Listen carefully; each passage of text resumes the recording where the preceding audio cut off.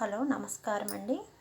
ఈరోజు మనం అల్లం వెల్లిగడ్డ పేస్ట్ ఎలా ప్రిపేర్ చేసుకుందామో చూద్దాము. ముందు అల్లం శుభ్రంగా పొట్టు తీసి ఇలా కడిగి పెట్టుకోవాలండి. అదేవిధంగా ఎల్లిపాయలు కూడా ఇలా పొట్టు తీసి శుభ్రంగా కడిగి ఇట్లా చిల్లులు గిన్నెలో పెట్టుకోవాలి. ఇవి కూడా అంతే అండి. ఇవి రెండింటిని ఇలా శుభ్రం చేసుకున్నాక నీళ్ళన్నీ పోయిన తర్వాతకి మనం ముక్కలుగా కట్ చేసుకోవాలి. ఇప్పుడు అల్లాన్ని ఇలా చిన్న ముక్కలుగా కట్ చేసుకోవాలండి. కట్ చేసుకొని దీన్ని జార్లోకి వేసుకోవాలి, మిక్సీ జార్లోకి.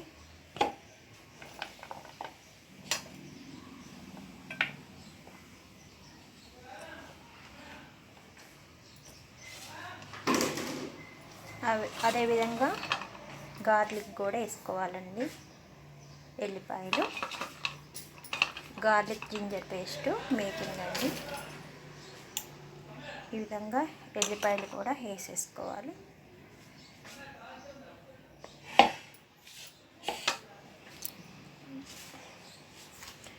దీంట్లో ఒక స్పూను సాల్ట్ వేసుకోవాలండి.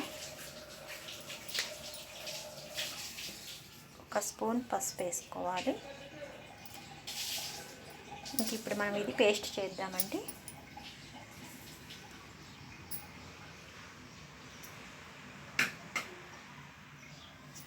ఇది మెత్తటి పేస్ట్గా చేసుకోవాలి, వాటర్ ఏం పోయొద్దండి. ఇప్పుడు మిక్సీ పట్టుకొని వచ్చానండి.